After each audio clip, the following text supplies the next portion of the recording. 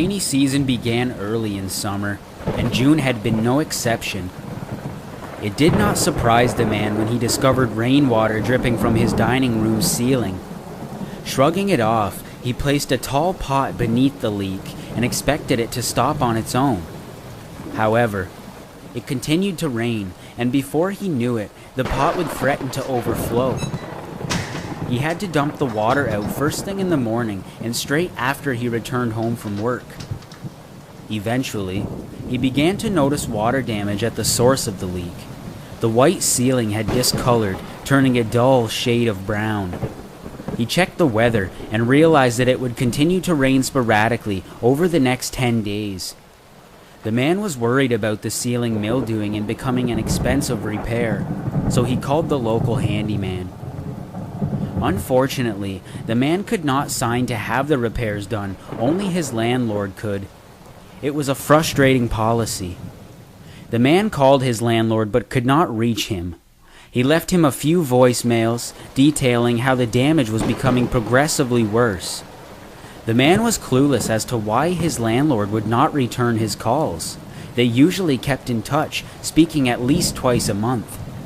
Finally, he reasoned that he would not be held accountable for any damages sustained.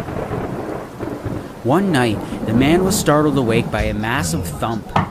He quickly turned on his bedside lamp, and just vaguely, he could see an overturned table and a large shape lying across it.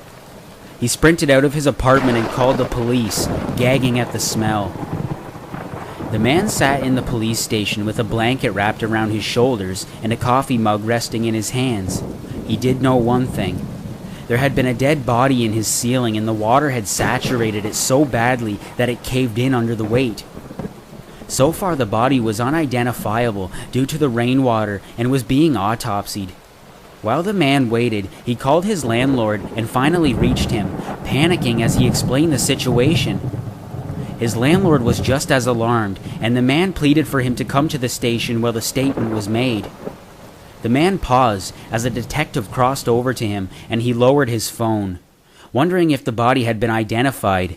His blood ran immediately cold, and he shook his head with terror. The body belonged to Richard Thompson, his landlord.